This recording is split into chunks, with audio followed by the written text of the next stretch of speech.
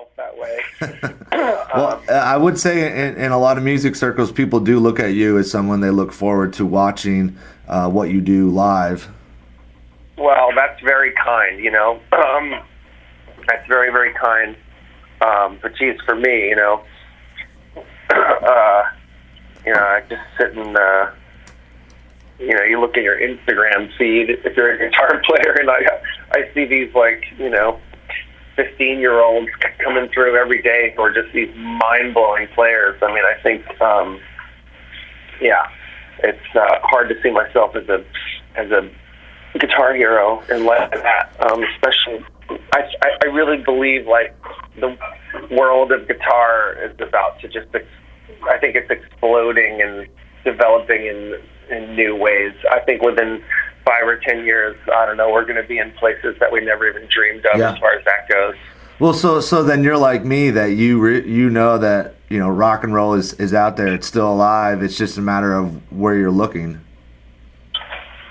Yeah, well, of course it's out there and it's still alive. And I don't think you have to look far for it. I mean, I think it used to be that way, but now, I mean, well, also rock and roll used to be more popular, and it would be actually, you know, in the charts and in the news more, and now it's not at all. And you can't find a guitar solo in a popular song or a pop song to save your life, you know. So there's a strange dichotomy going down, like the guitar is disappearing almost completely from pop music, but it's becoming an underground instrument again, which is a really interesting and exciting thing, actually. I think it's actually very cool that it's disappearing from pop music, you know. Well, it's almost like it's circling back to where it began, which was the underground rebel music. Yeah, that's right. That's right. And, you know, just because it's not showing up in, like, on chart music or in really popular music, it doesn't mean it's going away. I think it's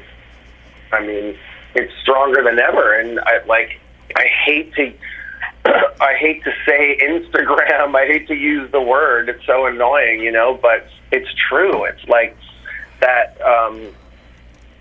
If you use it in the right way, it's like it's the connector to this incredible community. I mean, you know, every town, like in the world, has at least one great guitar player, you know, that no one would ever hear before. And now all they have to do is just, you know, pull their phone out and make a 30-second video, and they could potentially get discovered or get a gig or make a record, or at least just get noticed by, you know, thousands or even millions of people. So that's really exciting.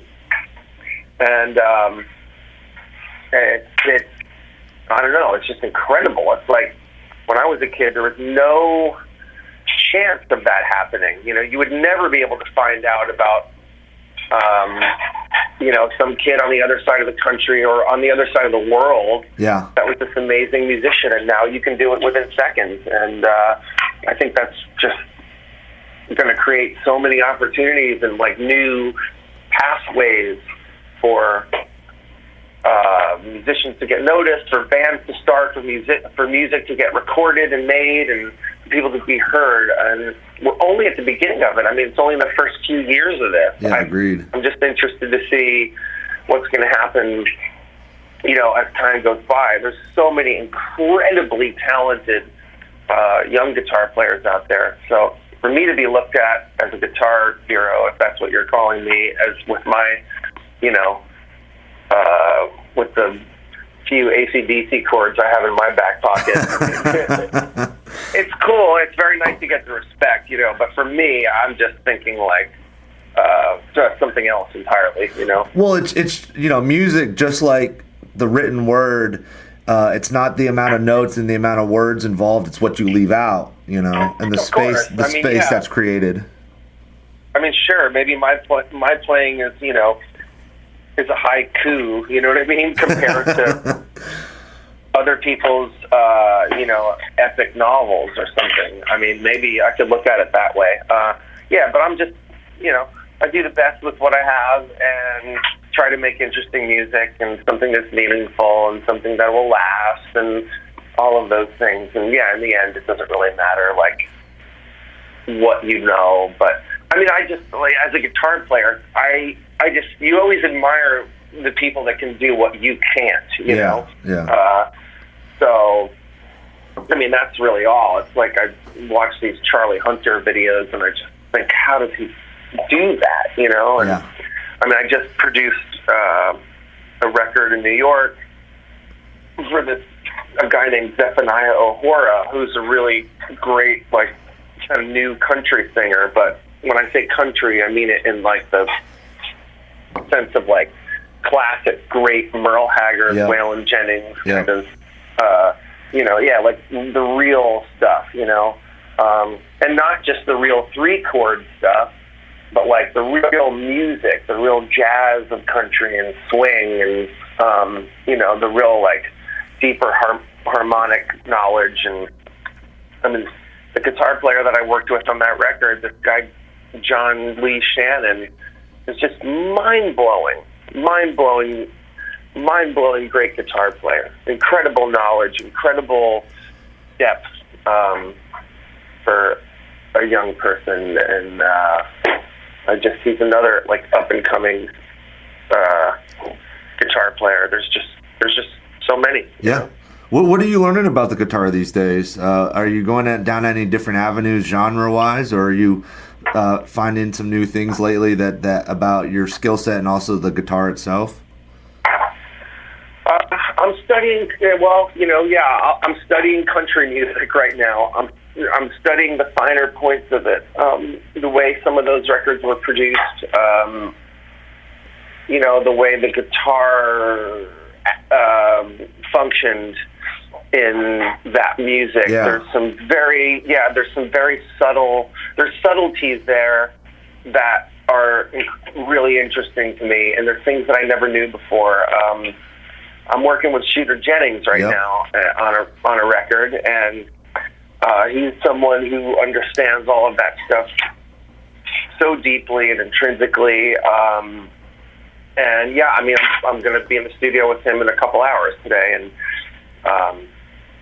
yesterday we were making music all day that was very simple in its structure, but very sophisticated in its nuances, you know, and I'm learning in music like that just you leave out one note or one beat in a phrase and it just can change the entire character of the song itself. So it's not just the things that I study aren't guitar on their own.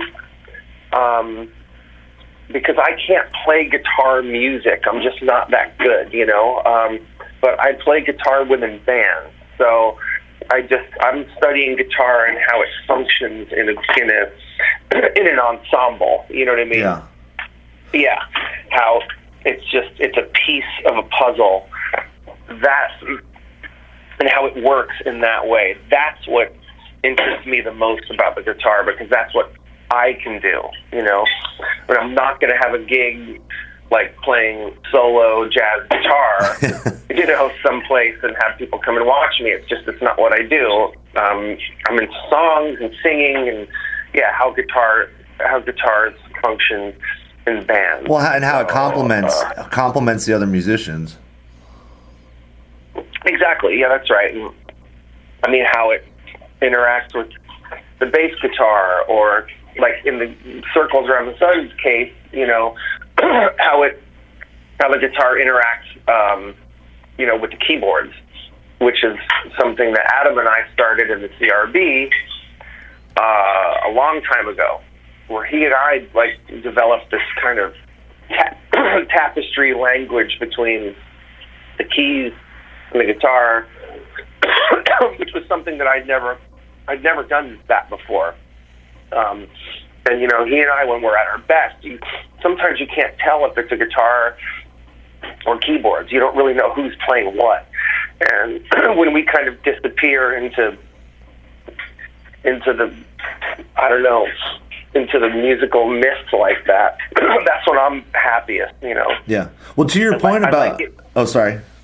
No, go ahead. Well, I was saying, like, to your point about country music, I had watched your rig rundown, and you had a B-bender guitar. I was curious about your thoughts on Clarence White and his style, and also how it's impacted you, not only as a music lover, but as a guitar player.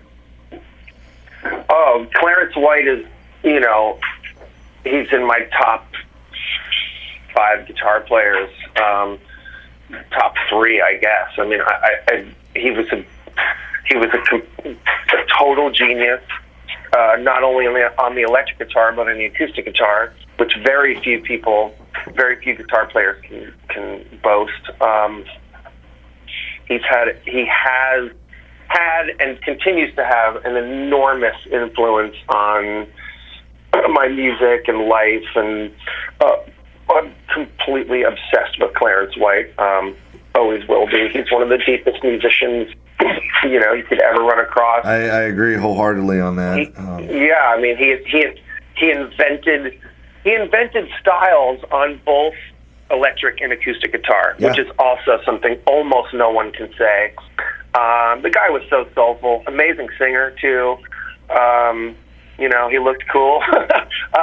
He just had it all, you know, and he was just this quiet guy who, you know, didn't move a muscle on stage. I have friends who have seen him play, and I said he just, you know, stood stock still and just played the most amazing music. And it's you can just return to his music and his playing like always, and there's always something to learn, and it's just such a strange thing that he invented, you know. I recently, one of the craziest moments of my life, I was interviewing Marty Stewart last month, and I was blown away. He let me hold the guitar. It was insane. Really? Yeah. Dude, that's incredible. I almost said no, like, out of respect.